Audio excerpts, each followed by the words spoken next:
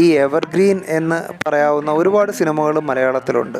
അക്കൂട്ടത്തിൽ എനിക്ക് ഏറെ ഫേവറേറ്റ് ആയിട്ടുള്ള ഒരു സിനിമയാണ് ജോണി വാക്കർ. ഇതിൽ വന്നിട്ടുള്ള ഓരോ കഥാപാത്രത്തെയും നമ്മൾ ഓർത്തു വെക്കുന്നുണ്ട്. അതിൽ എന്താ പറയുക, വന്നിട്ടുള്ള വലുതും ചെറുതുമായിട്ടുള്ള എല്ലാ കഥാപാത്രങ്ങളും നമ്മുടെ മനസ്സിൽ തങ്ങി നിൽപ്പുണ്ട്.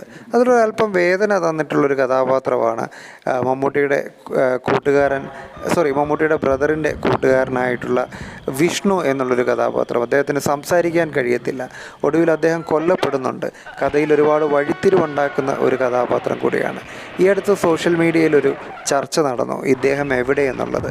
അപ്പോൾ അക്കൂട്ടത്തിൽ 70mm വ്ളോഗും ഒന്ന് അന്വേഷിച്ചു ഇദ്ദേഹം എവിടെ എന്നുള്ളത്.